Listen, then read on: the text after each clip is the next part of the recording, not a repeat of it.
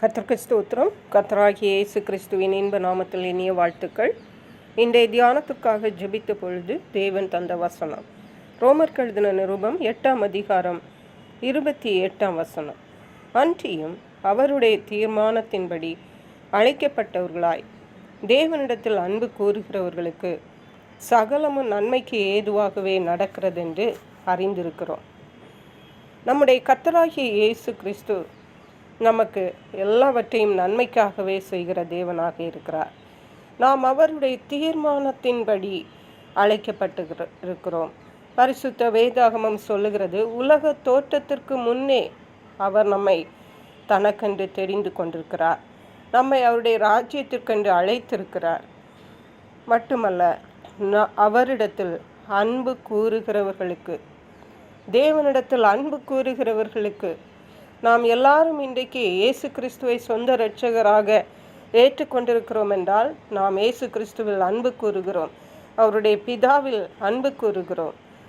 அப்படிப்பட்டவர்களுக்கு, அதாவது அவருடைய தீர்மானத்தின்படி அழைக்கப்பட்டு தேவனிடத்தில் அன்பு கூறுகிறவர்களுக்கு சகலமும் நன்மைக்கு ஏதுவாகவே நடக்கிறது. சகலமும் 1-2 காரியங்கள் அல்ல, ஏதோ நல்ல காரியங்கள் மட்டுமல்ல, தீமையான காரியங்களும் கூட நன்மைக்காகவே நடக்கிறது என்று அறிந்திருக்கிறோம் என்று இங்கே சொல்லப்பட்டிருக்கிறது. அருமையான கர்த்தருடைய பிள்ளைகளே, நம்முடைய வாழ்விலே நல்லவைகளும் நடக்கிறது, கெட்டவைகளும் நடக்கிறது. ஆனால் பரிசுத்த வேதாகமம் சொல்லுகிறது, தேவனுடைய பிள்ளைகளாகிய நமக்கு எது நடந்தாலும் சகலமும் நன்மைக்கு ஏதுவாகவே இருக்கிறது. அதன் முடிவு நன்மை என்று நாம் அறிந்து கொள்ள வேண்டும். ஹல்லேலூயா. தேவன் சொல்லுகிறார், நீங்கள் எதிர்பார்த்திருக்கும் முடிவை அவர் நமக்கு தருவார். அவைகள் தீமைக்கல்ல, நன்மைக்கே. நாம் நம்முடைய வருகிற நாட்களில் தேவன் சகலத்தை நன்மைக்கே மாற்றி இருக்கிறார் என்பதை நாமே கண்டு கொள்ள தேவன் கிருபை செய்வார். அவருக்கென்று ஜீவனுள்ள சாட்சிகளாக இருக்க நமக்கு கிருபை செய்வார். சங்கீதக்காரராகிய தாவீது சொல்லுகிறார், நான் உபத்திரவப்பட்டது எனக்கு நல்லது என்று. அந்த உபத்திரவங்கள் நல்லது என்று பிந்தைய நாட்களிலே அவர் சொல்லுகிறார்.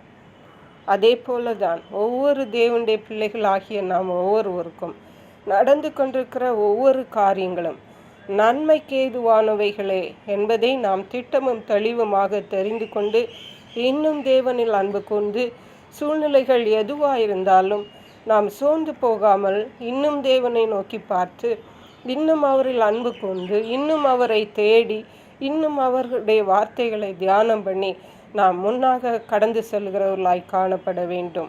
அதற்கேற்ற கிருபைகளையும் இரக்கங்களையும் தயவையும் பலனையும் பிரசன்னத்தையும் தேவன் நமக்கு தந்தருளுவாராக. ஜெபிப்போம். எங்களை கிருபையை நேசித்து பாதுகாத்து வழி நடத்துகிற எங்கள் அன்பின் தகப்பனே, ஆசீர்வதிக்கப்பட்ட இந்த நல்ல நாளுக்காக நன்றி. இந்த நாளிலும் எங்களுக்கு நடப்பது எல்லாம் நன்மைக்கே என்று திட்டமும் தெளிவுமாக எங்களோடு பேசியிருக்கீங்கப்பா. எங்கள் விசுவாசத்தையும் தைரியத்தையும் பலனையும் தேவனிடத்தில் அன்பு கூறுதலையும் தேவனை நோக்கி பார்க்குதலையும் இன்னும் நாங்கள் அதிகமாய் அதில் வளருவதற்கு, எங்கள் விசுவாசத்திலும் வளருவதற்கு ஏதுவாக கர்த்தரங்களை வழி நடத்துகிறபடியால் நன்றி. உடைய ஆசீர்வாதங்களை சுதந்திரித்து கொண்டு உமக்கென்று ஜீவனுள்ள சாட்சிகளாய் இருக்கும்படியாக கர்த்தரங்களுக்கு கிருபை செய்கிறபடியால் நன்றி. இந்த வார்த்தையை கேட்கிற உம்முடைய பிள்ளைகள் ஒவ்வொருடைய வாழ்க்கையிலும் அவருடைய குடும்பங்களிலும் சகலத்தையும் நன்மைக்கு ஏதுவாகவே நடத்தி கொண்டிருக்கிறபடியால் நன்றி. நன்மைகளை சுதந்திரித்து கொள்ளும்படியாக உம்முடைய பிள்ளைகளுக்கு நீர் கிருபை செய்கிறபடியால் நன்றி.